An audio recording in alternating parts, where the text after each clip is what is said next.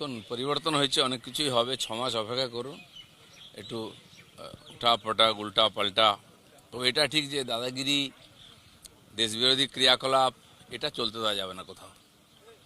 যাদবপুরে একাধিকবার দেশবিরোধী স্লোগান উঠেছে। যাদবপুরে পাকিস্তানের পক্ষে স্লোগান উঠেছে, দেওয়াল লিখন ছিল পাকিস্তানের পক্ষে। সেই যাদবপুরে কালকে সর্বরী মুখোপাধ্যায় ডাক দিয়েছেন যে কোনো বিদেশি শক্তির হাত যাদবপুরে শক্ত করতে দেওয়া যাবে না। যখনই এরকম কিছু হয়েছে বাকিরা প্রতিবাদও করে না। টিএমসি এদেরকে পুষে রেখেছিল, দেশ বিরোধীদেরকে। আমাদের লোকেরা ওখানে সার্জিক্যাল স্ট্রাইক করেছিল। আমি বলেছিলাম এগুলো চলবে না, বন্ধ করুন, এবং সেদিন আমরা করেছিলাম, এসএফআইয়ের অফিস টফিস ভেঙে দেওয়া হয়েছিল। আবার যদি ওখানে এরকম দেশবিরোধী গতিবিধি বা স্লোগান উঠে একই ঘটনা ঘটবে, আবার সার্জিক্যাল স্ট্রাইক হবে। অভিষেক বন্দ্যোপাধ্যায়ের ব্যাংক অ্যাকাউন্ট নিয়ে টালবাহানা চলছে, অ্যাকাউন্ট ফ্রিজ হবে কি হবে না এখনো বিস্ময় চলছে। আদালত তো চলছে, যে ব্যাপারটা সেটা নিয়ে না বলেই ভালো। আদালত দেখছেন সব খতিয়ে। দেবকে নিয়ে 30% কাটমানির পোস্টার গোটা ফাটাল ছেড়ে গেছে, এই ব্যাপারে কি বলবেন? আমার জানা নাই, আমি গিয়ে খোঁজ নেবো, যেহেতু আমার জেলা। কাটমানি কে খাচ্ছে, কেন খাচ্ছে, পোস্টারই বা কে মারছে, অনেকে অনেক কিছু করার চেষ্টা করছেন। সব ব্যাপারে আমার মনে হয় এত চাঞ্চল্য প্রকাশ করার দরকার নেই। আর বাকি এ ধরনের কমপ্লেন এলে পুলিশকে জানানোর দরকার। পোস্টার দিয়ে কিছু হয় না, হয়তো রাজনৈতিক চাঞ্চল্য হয়, খবর হয়, কিন্তু সমাধান কিছু হয় না।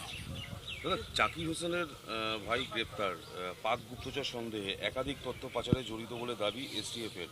কয়লা বালির পাথরের পরে এবার দেখুন, এই ধরনের দেশবিরোধী গতিবিধির যে ক্রিয়াকলাপ পশ্চিমবাংলায় কেন্দ্র করে বহু বছর চলেছে, এখনও চলছে। আমরা সেটাকে সমাধানের চেষ্টা করছি। অন্যান্য রাজ্যে শেষের দিকে চলে এসছে, কিন্তু এই যে বিরোধীরা যে ধরনের আন্দোলন করে এদের মনোবল বাড়াবার চেষ্টা করছেন। কিন্তু আমাদের সরকার, রাজ্য সরকার, কেন্দ্র সরকার দুটোই এই ধরনের বিদেশি এজেন্টদের এখানে যে বাড়বাড়ান্ত, এটা কিছুতেই সহ্য করবে না। অমিত শাহ এসেছেন আজকে, তিনি বৈঠক করবেন সীমান্ত নিয়ে, বিশেষ চিন্তিত এ রাজ্যের সীমান্তে এতদিন যে কাজ হয়নি। মাননীয় অমিত শাহ আজ নয়, 10 বছর 15 বছর ধরে যাতায়াত করছেন। ভারতবর্ষের সীমানা, সবচেয়ে বড় সেন্সিটিভ সীমানা হচ্ছে পশ্চিমবঙ্গ আর বাংলাদেশের। সে সীমানা কী করে আটকানো যায়, তার জন্য আগের সরকারকে বারবার বলেছেন। টিএমসি সরকার জমি দেয়নি। ক্ষমতায় আসার সঙ্গে সঙ্গে 45 দিনের মধ্যে আমরা জমি দিয়েছি, এবং এখনও সেই প্রসেস চালু হয়ে গেছে। 252 কিলোমিটার বেড়া দেওয়া হয়ে গেছে, প্রায় জমি পেয়ে গেছে, কাজ শুরু হয়ে গেছে। এখনও 50 কিলোমিটার খোলা জায়গা আছে, যেটা আমরা জমির খুঁজছি, প্রসেস করছি। এছাড়া কিছু জলা বা নদী আছে, সেটা বাদ দিয়ে প্রায় পুরোটাই পশ্চিমবঙ্গ বাংলাদেশ বর্ডার সিল হয়ে যাচ্ছে। তো মাননীয় অমিত শাহ খুব সিরিয়াসলি বিষয়টাকে নিয়েছেন, এবং প্রতি মাসেই প্রায় এখন আসেন। এখানকার আইন শৃঙ্খলা থেকে আরম্ভ করে সীমান্ত গতিবিধির ব্যাপারটা ওনার নজরে আছে।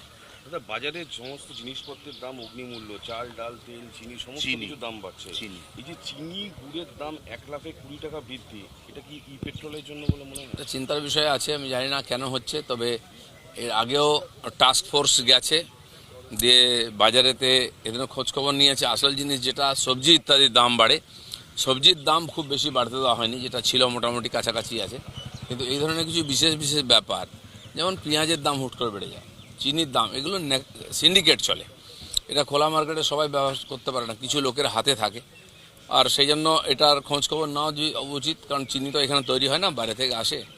এর পেছনে কারণ কি, অনেক ধরনের চক্রান্ত চলছে, আর তার মধ্যে না পড়ে কেন্দ্র সরকার বিশেষ করে ব্যাপারটা দেখবে। আমাদের তরফ থেকে আমরা নজর রেখেছি। অনেকে বলছে যে আখে যেহেতু ইথানল থাকে, ইথানলটা পেট্রোলে মিশছে, আখের স্টক আর প্রায় নেই বললেই চলে, এবং তার প্রভাবটা চিনির দামে পড়ছে। না, আখের যদি বিক্রি হয়, আমরা জানি এর আগে আমাদের আখ চাষিরা আখ কাটতো না, দাম পেত না। যেমন এখানে আলু, ধানে ইত্যাদি হতো সবজিতে, ঠিক তারপরে সেই আখ নিয়ে গিয়ে নিয়ে যেত, লাইন করে দাঁড়িয়ে থাকতো, বিক্রি নিত না মিল। হওয়ার পরেও লক্ষ লক্ষ লিটার আখের রস ফেলে দিতে হয়েছে, তখন মার্কেটের অবস্থা এমন ছিল। আজ আখ বিক্রি হচ্ছে, আখ চাষিরা পয়সা পাচ্ছেন, কিন্তু তার জন্য লিমিটেশন আছে। আলাদা করে ইথানলের প্ল্যান্ট তৈরি হচ্ছে বিহার, ইউপিতে, তার জন্য চাষ হচ্ছে আলাদা। আমার মনে হয় না এখান থেকে ক্রাইসিস হবে, এত বাড়ার কোনো কারণ নেই। পাট কোনোদিন সহায়ক মূল্য পেত না, এবারে কেন্দ্র সহায়ক মূল্য দিচ্ছে 600 টাকার নিচে কুইন্টাল, বিক্রি হচ্ছে 800 টাকা। তো চাষিদের পক্ষে লাভ হয়েছে এটা, কিন্তু কালোবাজারি করে সাধারণ মানুষের মধ্যে ক্রাইসিস তৈরি করাটা, এটা অনুমতি দেওয়া যায় না। নিউজ ইউনাইটেড ইন্ডিয়া, খবর হবে শিরদাঁড়া সোজা রেখে।